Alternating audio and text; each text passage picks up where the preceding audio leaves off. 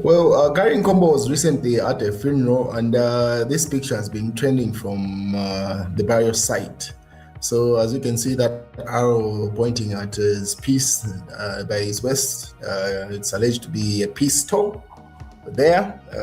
So that picture has been trending, and people have been offering commentary to say, is it that the former UPND strongman no longer feels safe in his constituency, that he has to be moving with a gun, allegedly there. So a number of think pieces have been published about that. I think it could be a deliberate ploy by Guy at this point because he knew he was in public, in as much as, yes, it might be a licensed piece. Him making it visible like that could be a way of deterring whoever has any ideas. It's like those people that put up signs to say these premises are monitored by CCTV. Instead of you being funny in that premise and they have to get you arrested, they deter you. So it could be a deterrent there. So that picture has been trending to say, why is he moving with a gun now? What's going on in his own constituency, for that matter? And then again, that picture was taken from amongst the pictures that he shared, so you could see it from different angles. He wasn't even trying to hide it, quite honestly, there. So from different angles, you could see that piece on his waist. So this is what Garry Nkombo said with regard to the funeral. So he says, photo focus, Mazabuka district. So it is from Mazabuka. Today I joined scores of mourners to bid farewell and final respect to the late Mr. Rhodas Moyo. Death is indeed a natural thing that comes unexpectedly, and only God knows.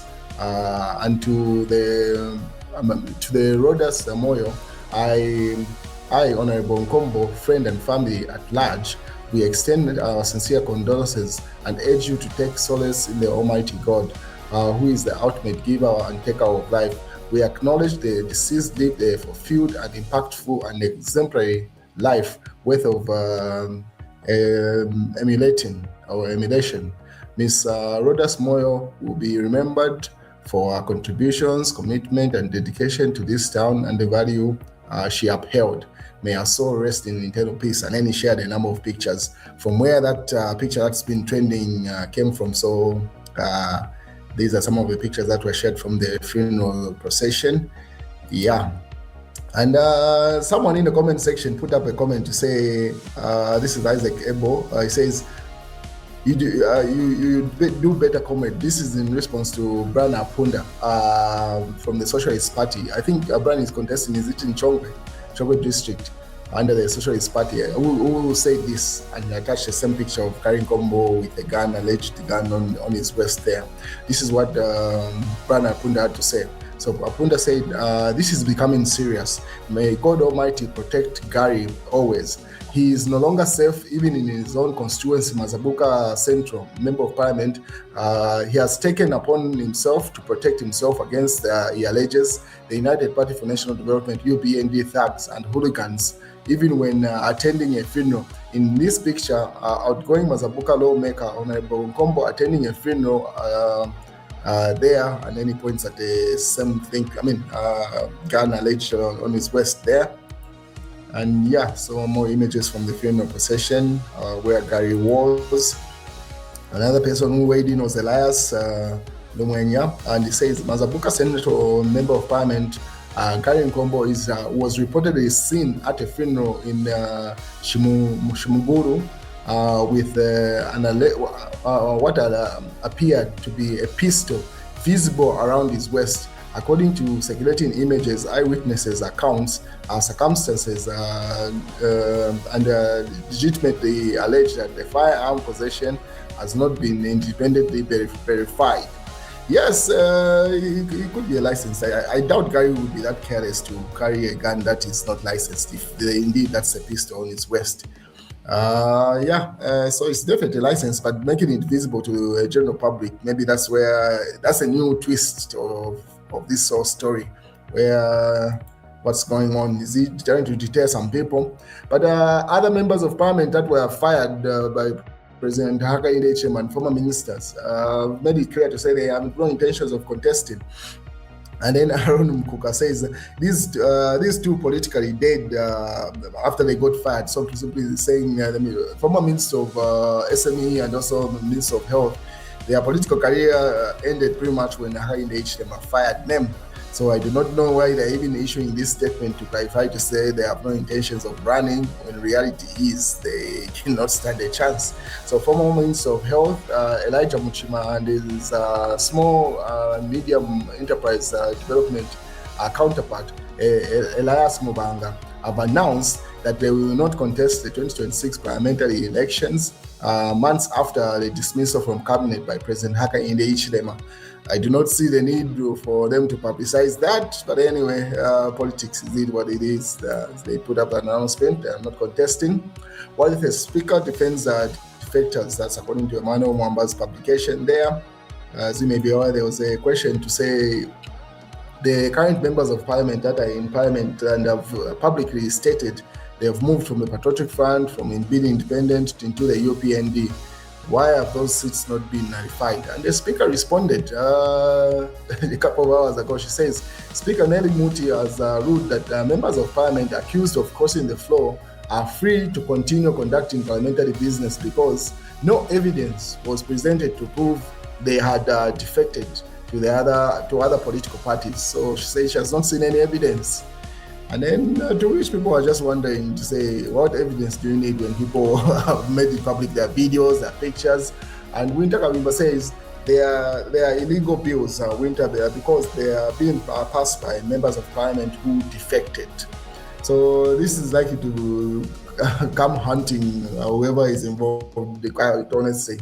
It's like that situation where ministers during Edgar Chagalungu's reign decided to stay and use government resources even after parliament was dissolved. They were demanded to pay back. So I don't see how this situation is going to be any different. They better brace themselves eventually. So obviously, Speaker MPs did not defect, but expressed interest to join the UPND. And obviously, people are just laughing at this response. It is what it is at the end of the day. But obviously, a day will come when those members of parliament will be required to pay back that money, and the speaker herself will be held accountable. A number of people are putting out think pieces with regard to that. And Emmanuel simply started sharing pictures of people actually defecting and being glad in UPND Ligaria. And the videos that he shared to say, what more evidence do you need when someone publicly says, I have moved from this to that? Because that's how these defections have been happening in the past. So I don't see how this is any different. There's never been a person that has defected from any party to join the Patriotic Front and they write to that party they are moving from. That has never been the case. It's always been verbal communication, and obviously it seems like it wasn't good enough.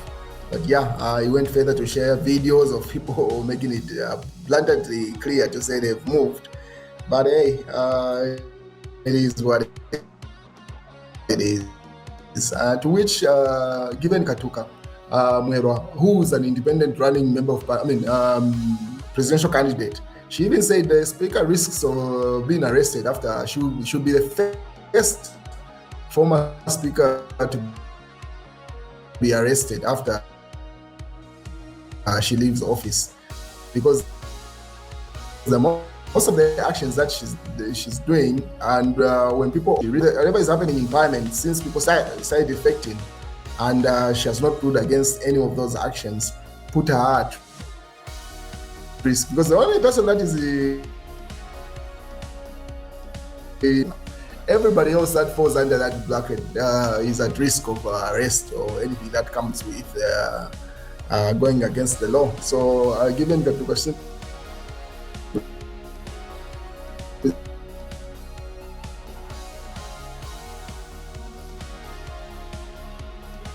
says, hey, says 2 days to go, parliament dissolves, and 90 days to usher a new government.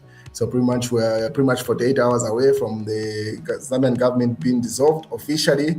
Then we enter campaign season. Then you get to see everybody's true colors at this point now. Let's wait and see. So we're just 48 hours away.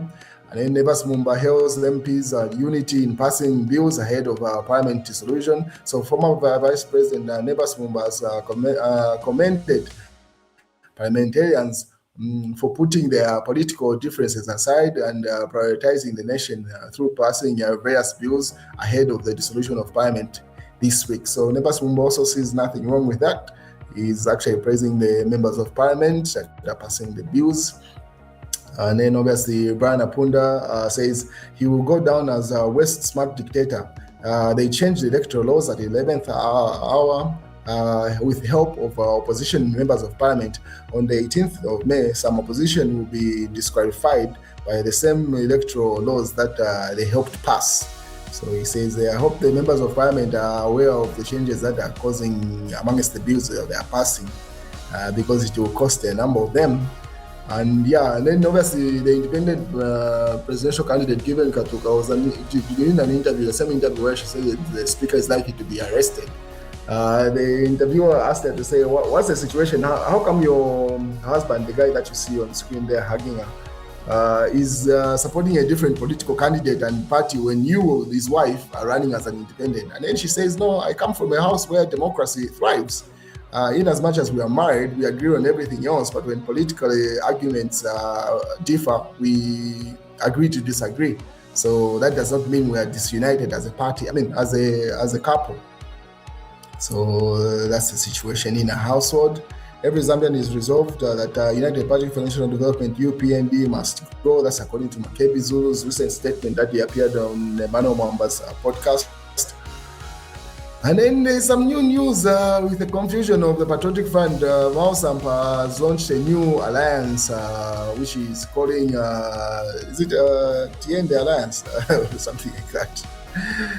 PF, I am the Patriotic Front president till 2028 when we shall go for a convention. That's Mao Sampa. This is the same claim that Robert Chavingaga puts across. So it only goes to show we're just 48 hours away from parliament being dissolved, and the PF confusion doesn't look like it's going to change any situation as we head to that. So Tiende Alliance has been launched by Mao Sampa, and then he's working with, is it the Development Freedom Party? And that the same guy from the Development Freedom Party is his running mate, because they seem to suspect they will not be able to get back the Patriotic Front ahead of the general elections for them to utilize it as a party. Hence, everyone that is running from the Patriotic Front is using some other special purpose vehicle. The FTD for Brian Mundubile, Makebi Zulu is using, is it the Republican Party or something, a Revolutionary Party. What is Mao Sampa says is going to use Development Freedom Party, and he picked that guy as his running mate as they go into that fight. Mao Sampa has entered the new alliance. Arena launches PF Tiende Alliance. And then the new law that people keep on referring to say any candidate that is contesting needs a signature from the Secretary General of the party and also from the President of the party. And that's what people are suspecting is going to deter a number of political parties from participating. For example, the same party that Brian Mundubile is using, which is the FTD, the Secretary General of that party, that is Nathan Kawito, has sued the party with regard to who's actually supposed to be president and how they picked Brian Mundubile and all this shebang that is around that. So it's that loophole that is going to cause a number of these candidates to actually be subsided.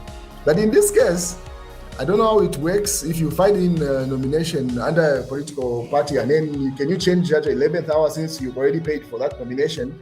I don't know how it works for Brian Mundubile, because if this FTD Secretary General decides not to sign off Brian Mundubile as a presidential candidate, and whichever candidate, other below candidates they get to pick as members of parliament and councillors, that only means all those nominations will be now and void. How does that work in that case? And if Brian Mundubile decides to adopt another party for him to run on, considering he had filed in his nomination or he had paid for his nomination under the FTD, how does that play out? We wait and see the situation in regard to that. And then obviously, Chikatayali, so what are you up to today? Or are you also a Chimbino plan like me, a refugee? He's recanting his situation because his wife has left him again. She's gone back to Ethiopia. And then someone says, refugee plus no wife, and then he says, yes, I'm suffering. as chief of diary on his self-imposed exile. That's what the Sunday Nation carried as headline. ECZ sued over nomination certificates. Obviously, it's in reference to that demand to have the Secretary General and the party president will also sign it off. So they've been sued by Peter Sinkamba, petitioning the Constitutional Court, challenging the decision of the Commission to have adoption certificates signed by both the President and the Secretary General of the political parties. Say that's just one way of deterring people from fighting in their nominations, pretty much. That's what's in the mass newspaper. Mano Wamba's publication carries that headline.